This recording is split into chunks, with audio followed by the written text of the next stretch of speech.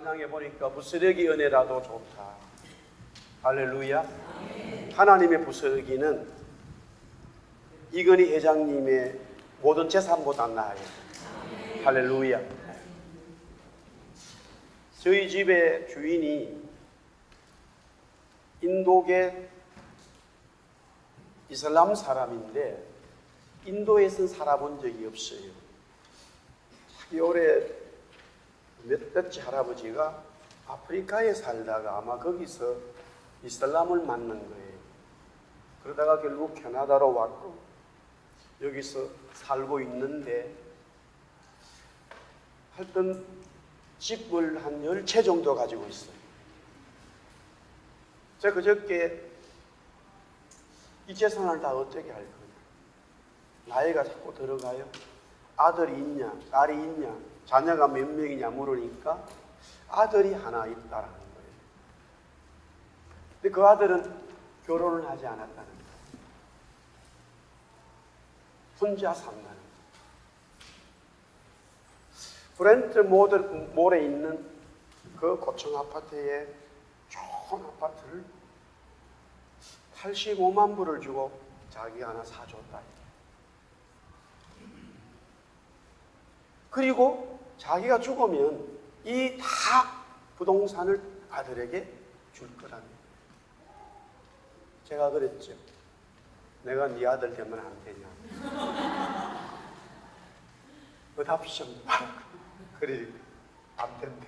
너는 태어나지 않았다. 제가 종종 좀 웃기는 이야기를 하지요. 백인들에게도 그런 이야기들 들 때는 좀 자기들이 황당하지만 웃을 때가 있더라고요. 이 사이에서. 사실 오늘 말씀의 핵심은, 내용은 복잡하고 어려운 것 같지만 제가 들은 짧은 이 대화 속에 진리가 들어있습니다. 바울이 이스라엘의 히브리 사람 중에 히브리로서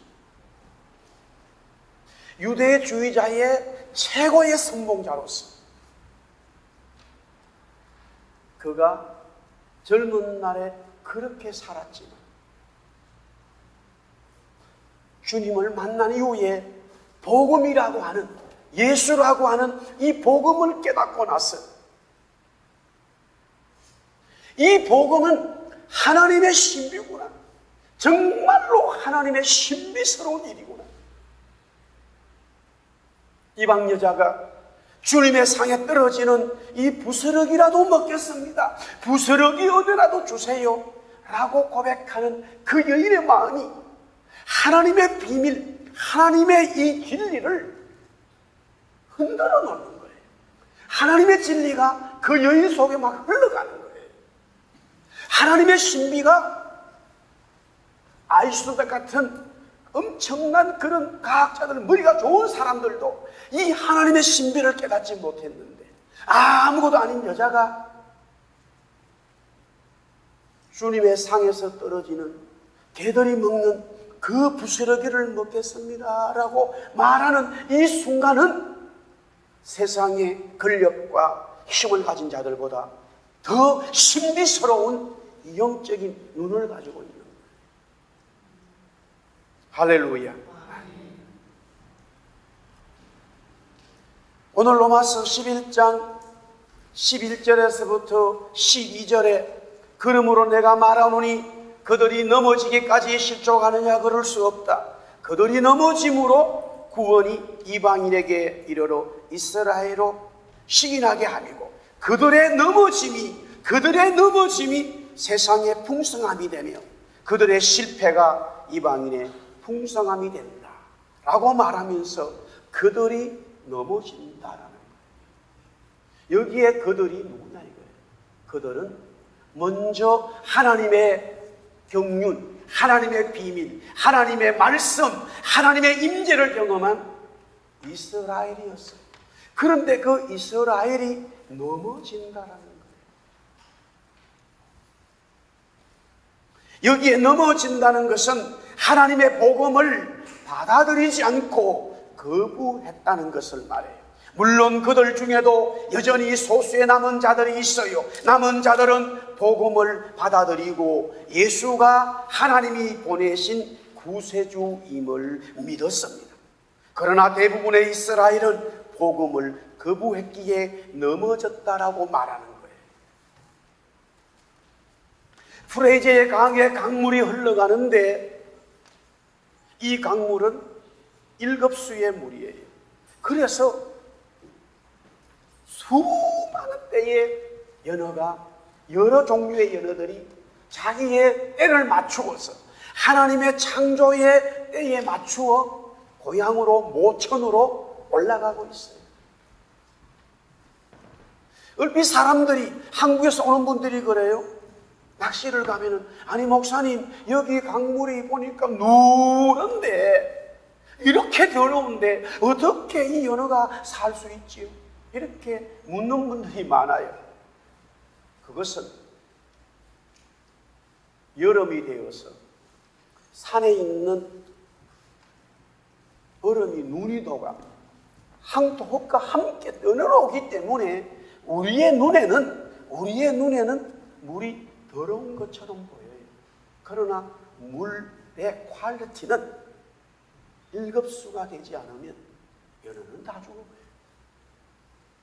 그래서 이 프레이저 강은 깨끗하다 이렇게 말하는데, 만약에 연어들이 죽어간다 그러면은 그런 이 강은 죽은 강이라고 부르게 되겠죠.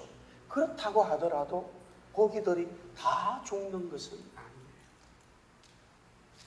전체에 흐르는 이 물의 이 수림이, 양이, 이스라엘 전체가 흘러가는 문화와 흘러가는 역사가 하나님의 복음을, 그리스도를 메시아로 인정하지 않더라 이거예요. 전체의 흐름이 그렇다라는 거예요. 물론 거기에 적은 숫자들이지만은 그리스도가 정말로 나의 구세주라라고 고백하는 분들이 있었습니다만은, 전체 이스라엘의 흐름이 하나님의 말씀을 가르친다고 하는 지도자들이, 제사장과 바리새인과 서기관들과 모든 지도자들 뿐만이 아니라 백성들이 그리스도를 거부했다라는 이야기예요.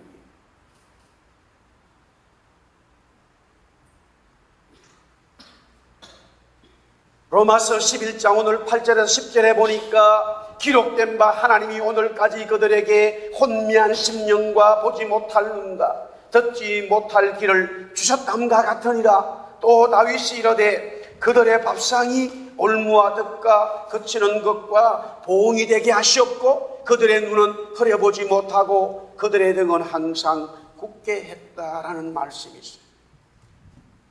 이스라엘이 넘어졌는데 그 넘어진다는 것은 스스로 넘어지기도 했겠지만, 오늘 말씀을 보니까 정확한 말씀은 하나님이 그들로 하여금 넘어지게 만들었다는 거예요. 아니 어찌 이럴 수가 있냐 이거예요. 하나님께서 이스라엘에게 보지 못할 눈을 주고 듣지 못할 귀를 주셨다 이거예요. 하나님께서 그들에게 복음을 주셔놓고도 그 복음을 보지 못하게 하고, 하나님께서 그들에게 복음을 듣게 해놓고 듣지 못하겠다라는 거예요. 이해하기 어려운 것이잖아요. 어쨌든 이스라엘은 넘어졌다라는 거예요.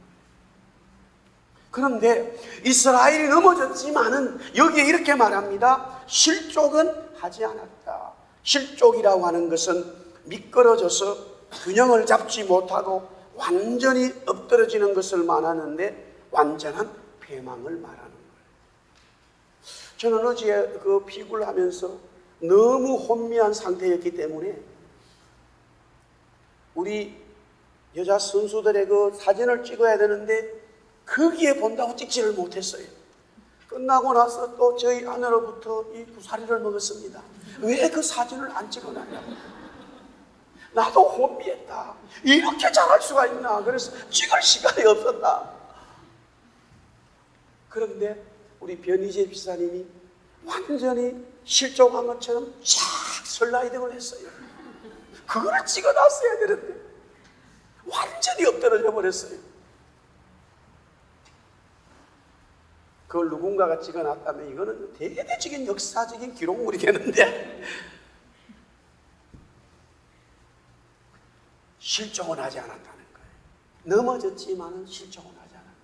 하나님이 넘어지게 만들어 놓고는 완전히 패망을 시키지 않는다. 이 말 자체가 참으로 신기한 거예요. 이거는 무슨 언어적인 해석만으로 되는 게 아니에요. 그렇다면은 이스라엘이 넘어지도록 왜 하나님은 허락하셨을까? 왜 이스라엘이 하나님의 백성임에도 하나님의 복음에 넘어졌을까라는 거예요. 로마서 11장 11절 요 말씀 우리 다시 한번 크게 읽습니다. 다 같이 시작. 그러므로 내가 말하노니 그들이 넘어지기까지 실족하였느냐? 그럴 수 없느니라. 그들이 넘어짐으로 구원이 이방인에게 이르러 이스라엘로 시인하게 함이라. 할렐루야. 그들의 넘어짐이 모든 이방 민족들이 뭐 한다고요? 구원을 받는다는 거예요. 아니 그러면은 이스라엘 백성들이 넘어지지 않고 이방인들이 구원받으면 되지 않느냐? 이렇게 말하면 저도 할 말이 없고 저도 물어봤어요. 바울이 얼마나 이걸 하나님 앞에 물어봤겠어요? 그렇잖아요. 하나님, 우리 이스라엘 백성들을 넘어지지 않게 하고 이방 민족도 구원하면 되지요. 이 질문은요, 제가 어릴 때에 성령을 받고 복음을 깨닫고 막 복음에 미쳐서 전도하고 이럴 때에 친구들이 그랬어요. 야, 왜 그러면 하나님이 선악과 만들었어? 만들지 말죠. 이렇게 묻더라고요. 선악과 만들었기 때문에 인간이 타락했다면서, 죄지었다면서, 그러면 만들지 말아야지. 하나님이 다 할 수 있다면서. 나는 할 말이 없더라고요. 내 짧은 지식으로는 그 신비를 어떻게 설명하겠어요? 그렇죠. 아니 여러분 생각해 보세요. 선악과를 만들지 않았으면 인간이 따먹을 게 없잖아요. 안 따먹잖아요. 왜 이 이스라엘을 넘어지게 만들어서, 왜 넘어지게 만들어서 이방인에게 구원을 줬냐고요. 이스라엘을 넘어지지 않게 하고 이방인에게도 구원 주면 되죠. 하나님이 못하실 게 없다면서요. 사랑하는 성도 여러분, 생각은 자유예요. 생각은 자유라고요. 그러나 그 생각이 성경은 말하기를 나에게서 나오는 그것은 죽음이라는 거예요. 사망이라는 거예요. 나에게서 나오는 생각은 성경이 말하기를 육신의 생각은 뭐라고요? 사망이라는 거예요. 성령의 생각, 하나님의 생각, 하나님의 신비만이 저와 여러분에게 뭐가 된다고요? 생명이요 뭐라고요? 평안이라는 거예요.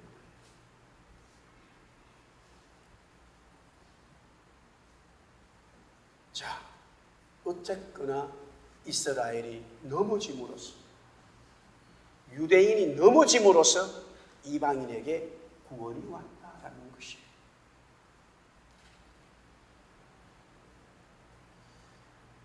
바울은 이것을 가르쳐 복음의 신비라고 했습니다. 하나님의 놀라운 경륜입니다. 로마서 11장 25절에 형제들아 너희가 스스로 지혜 있다면서 이 신비를 너희가 모르기를 내가 원하지 아니하노니. 이 신비는 이방인의 충만한 수가 들어오기까지 이스라엘에 들어는 우둔하게 되는 것이라.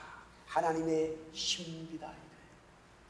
따라합시다. 복음은 신비다. 할렐루야. 여러분들이나 저가 이 복음을 믿었다. 신비한 것을 가진, 신비한 능력을 가진 거예요. 아멘. 그래서 십자가의 도는 하나님의 능력이라고. 복음의 신비는 하나님의 능력이요 하나님의 역사라는 거예요.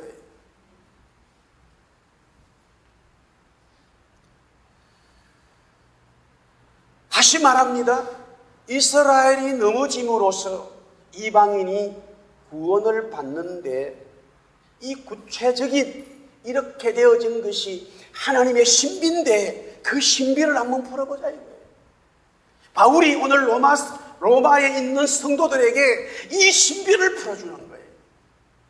어떻게 하나님께서 이스라엘을 넘어지게 함으로써 이방인들에게 구원의 은혜를 베풀었냐 이거예요. 이것은 하나님의 신비다 이거예요. 그렇지만 자기가 깨닫고 성령이 주신 지혜로 말미암아 이 신비를 풀어준다는 거예요. 이 신비는 오늘 보니까 세 가지의 신비한 은혜가 들어있더라. 세 가지의 신비한 하나님의 역사가 경륜이 이 속에 있더라 이거예요. 그 첫 번째는 버렸다라는 거예요. 이스라엘이 넘어짐으로 이방인들이 구원을 얻었다는 첫 번째 신비는 로마서 11장 15절에서 16절에 보니까 그들을 버리는 것이 세상의 화목이 되거든. 그 받아들이는 것이 죽은 자 가운데서 살아나는 것이 아니며 무엇이리요? 제사하는 처음 익은 곡식가루가 거룩한 적 떡덩이도 그러하고 뿌리가 거룩한 적 가지도 그러하라. 하나님이 이스라엘을 버리셨다는 거예요. 이스라엘이 넘어지게 함으로써 이방인 사람들이 구원을 받는 하나님의 신비는 첫 번째는 하나님의 이스라엘 백성들을 버렸다라는 거예요. 여기에 버렸다는 의미는요, 거절되었다라는 의미예요. 하나님이 이스라엘을 버리셨다는 것은 하나님이 이스라엘을 의도적으로 거절했다라는 거예요. 하나님의 거절은 영원한 거절은 아닙니다. 잠시입니다. 잘 들으세요. 하나님의 거절은 이스라엘에 대해서 잠시라는 거예요. 이스라엘이 우상을 섬김으로 하나님은 잠시 바벨론을 사용하시어 그들을 버려버렸습니다. 흩어지게 함으로써 남겨두셨지요. 그러나 하나님은 다시 그들을 회복시켜 주셨습니다. 로마서 11장 26절에서 27절에 보니까 그리하면 온 이스라엘이 구원을 받으리라. 기록된 바 구원자가 시온에 솟아 야곱에게서 경건하지 않은 것들을 돌이키시고 내가 그들의 죄를 없이 할 때에 그들에게 이루어질 내 언약이 이것이라. 할렐루야. 처음에는 들어도 듣지 못하게 하고 보아도 보지 못하게 하더니만은 어느 때에 하나님께서 이스라엘 백성들 하여금 다시 복음을 보게 한다라는 거예요. 그 기간이 오늘 바울이 설명하는 하나님께서 이스라엘을 넘어지게 함으로써 이방인들이 구원을 받게 하는데 이스라엘을 넘어지게 한다고 하는 그 의미 신비는 바로 하나님께서 이스라엘을 잠시 거부했다라는 거예요. 잠시 거부했다라는 거예요. 신명교육대에서 훈련을 시작한 지 얼마 되지 않았을 때 군목 목사님이 오셔서 저를 보고 연대교회 군정병으로 훈련을 마치면 데려간다는 거예요. 군대 올 때부터 그런 소망을 가지고 기도를 했고 하나님의 응답이 되었구나 기쁨으로 받아들였고 힘든 최전방에서의 2개월의 훈련을 마쳤어요. 그런데 훈련이 끝나고 각 훈련병들이 이제 부대에 각자 배치를 받는데 당연히 군목 목사님이 오셔서 나를 데리고 가야 하는데 그분은 오지를 않았어요. 그리고 저는 최고 힘든 그 부대에서도 가장 힘든 소총수로 발령을 받았어요.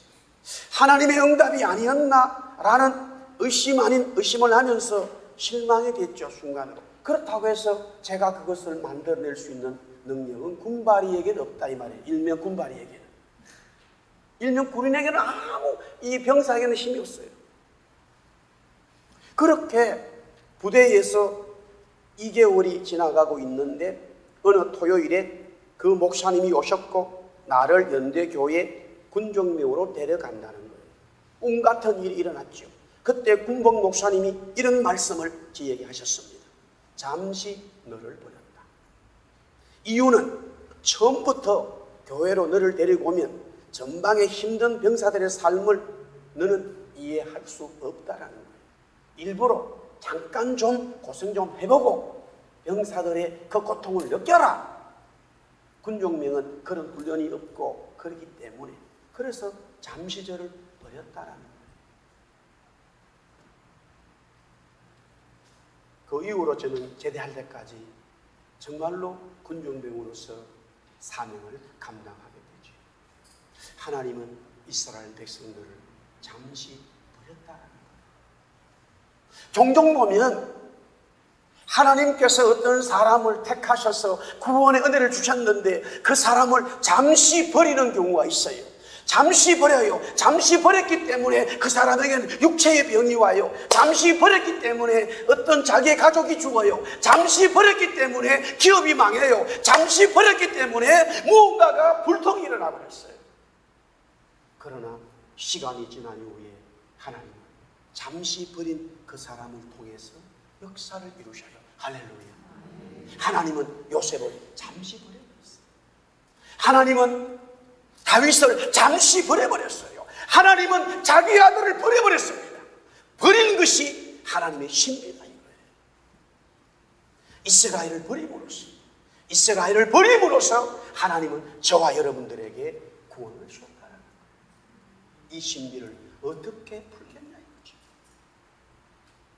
두 번째, 하나님께서 이스라엘을 넘어짐으로 인해서 이방인들이 구원을 얻었다는 두 번째 신비는 하나님께서 이스라엘로 하여금 이방인에 대하여 식이 나게 했다라는 거예요. 여기서 식이라는 말은 성경이 말하는 이 원어적인 뜻은 부정적인 의미가 아닌 긍정적인 의미로 하나님의 뜻에 복종하게 되는 자극을 말해요.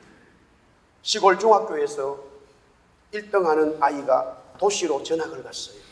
중간고사 시험을 치렀는데 그렇게 좋은 성적이 안 나왔어요.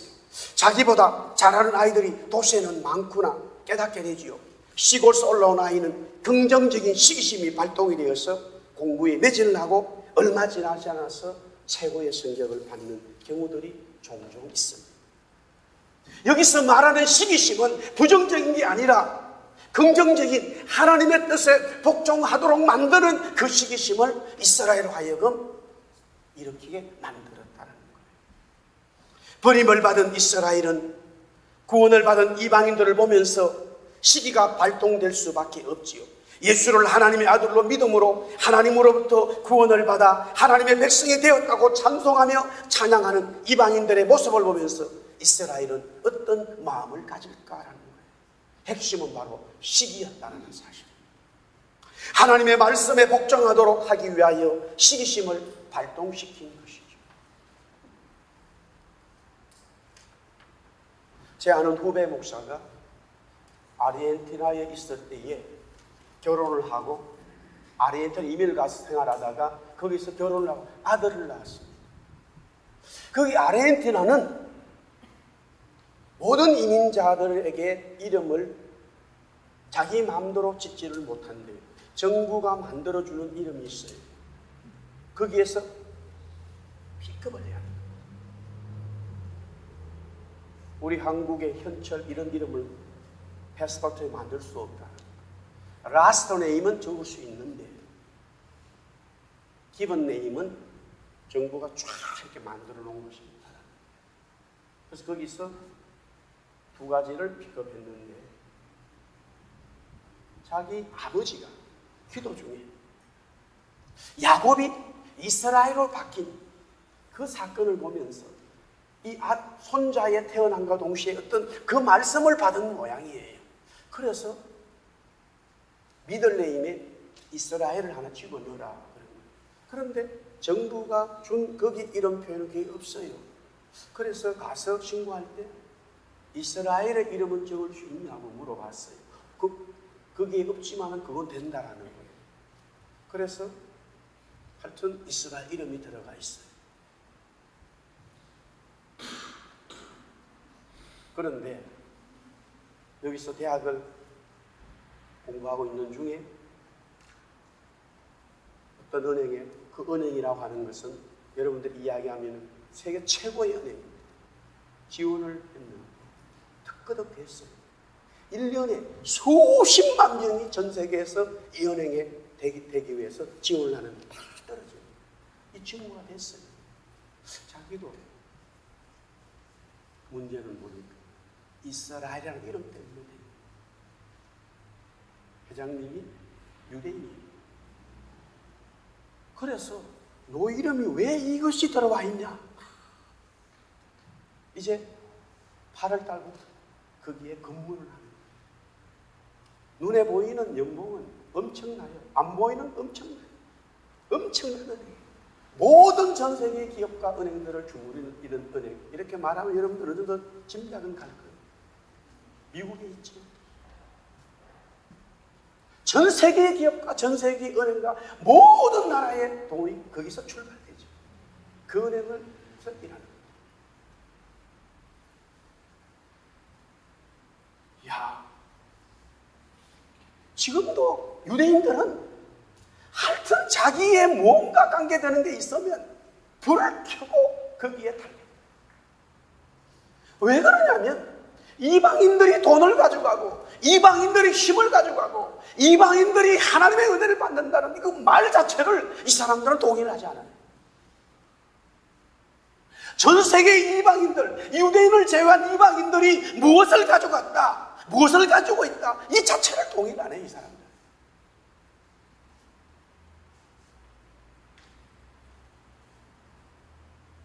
그러나 성경은 말하기를 우리가 먹고 살아가는 모든 문제를 가졌다 안 가졌다의 중심이 아니라 복음을, 그리스도를 구세주로 영접했느냐 안 했느냐, 이것이 바로 가장 하나님의 복이요 하나님이 주시고자 하는 선물이요 은사이기 때문에 이스라엘로 하여금 시기심을 발동시켜서 이방인들에게 구원을 베풀었다는 거예요.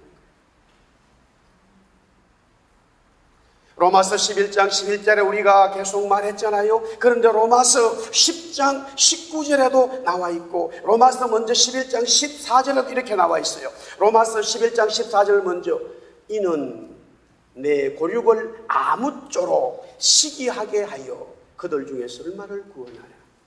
바울 사도가 이방인의 구원이 이스라엘로 하여금 시기나게 한다고 복음의 신비, 하나님의 경륜을 해석했습니다마는 사실은 이미 이 말씀이 모세 시대에 모세를 통하여 하나님은 선언하게끔 했습니다. 로마서 10장 19절 말씀 우리 같이 읽어보겠습니다. 로마서 10장 19절 다 같이 시작. 그러나 내가 말하노니 이스라엘이 알지 못하느냐. 먼저 모세가 이르되 내가 백성 아닌 자로서 너희를 시기하게 하며 미련한 백성으로서 너희를 노엽게 하리라 하여. 이건 모세가 한 말을 바울이 인용하는 거예요. 하나님께서 모세를 택하셔서 이스라엘 백성들을 애굽에서 출애굽시킬 때에 이미 이방인들에 대한 구원을 선포하고 있었고, 사실은 이 이스라엘이 출애굽할 때에 많은 잡족들이 이스라엘 민족성으로 융화되었다는 사실을 여러분들은 아실 거예요. 하나님은 원래부터 모든 사람이 구원받는 하나님의 경륜과 신비를 가지고 있었다라는 것이죠. 할렐루야. 마지막 세 번째는 이스라엘이 넘어짐으로써 이방인이 구원을 받게 된 하나님의 세 번째 신비는 풍성함입니다. 오늘 로마서 12장 12절에 보니까 그들의 넘어짐이 세상의 풍성함이 되며 그들의 실패가 이방인의 풍성함이 되거든. 하물며 그들의 충만함이요. 이스라엘의 넘어짐이 세상적 이방인의 풍성함이라고 했습니다. 이스라엘만 구원을 받는 것이 아니라 이방 모든 민족이 구원을 받음으로 하나님의 구원의 은혜가 풍성해진다고 했습니다. 당연한 말씀이지요. 혼자만 보화를 가지고 있는 것보다 함께 누릴 수 있다면 그 얼마나 아름다운 모습이고 풍성함을 누리는 것이 아니겠습니까?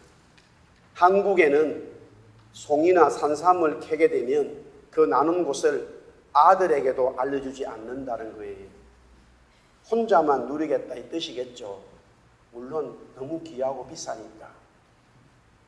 그런데 복음은 너무 귀하고 비싸지만 이 복음은 함께 누림으로써 풍성한 은혜를 가져가야 된다는 거예요. 할렐루야.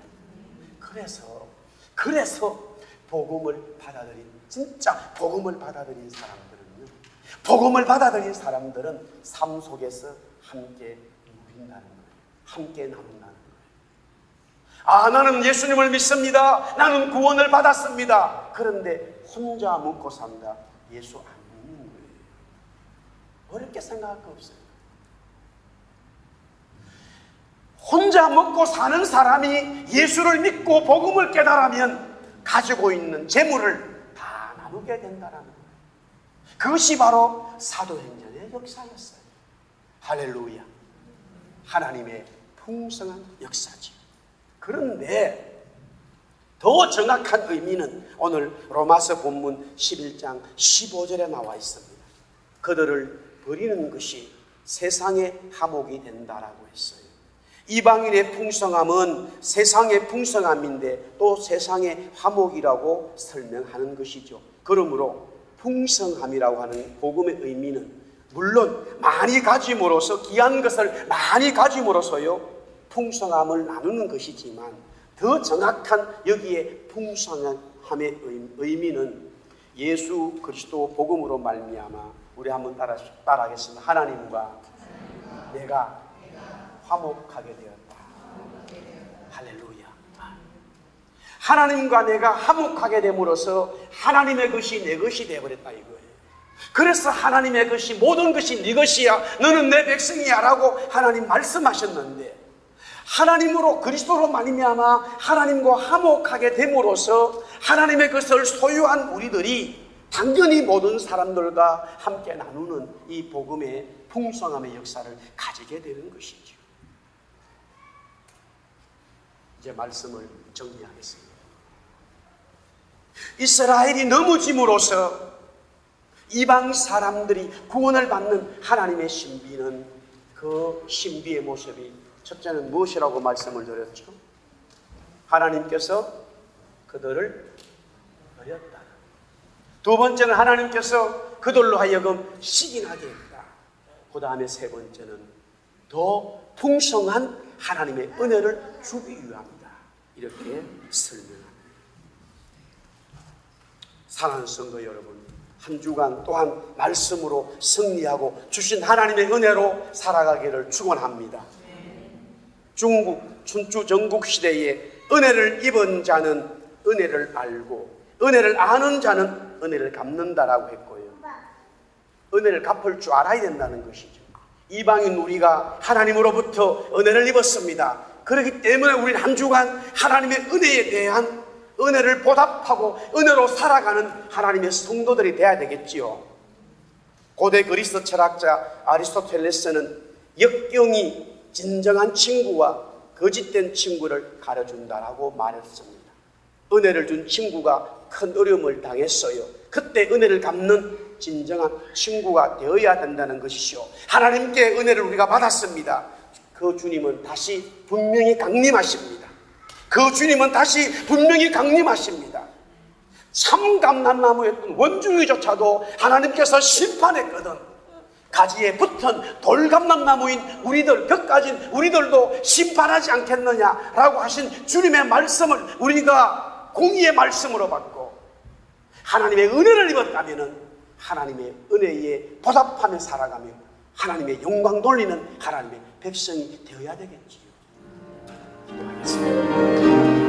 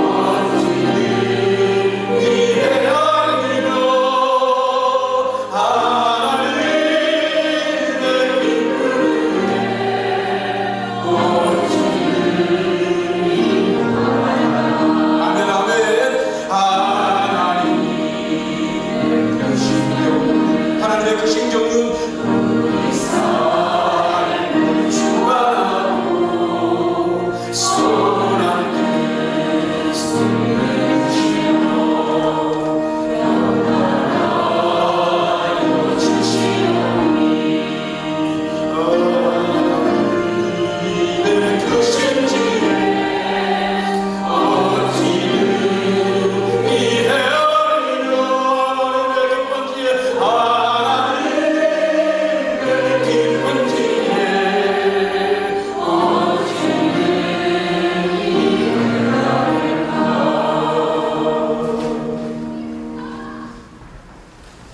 하나님의 신비를 이루시기 위하여 이 땅에 오셔서 죽으신 예수 그리스도의 은혜와 하나님의 말로 다할 수 없는 사랑과 은혜, 성령님의 강화감동 역사하시고 복음의 신비를 깨닫고 정말로 주님의 자녀되고 그리스도의 신부되어서 이 은혜에 감격하고 감사합니다.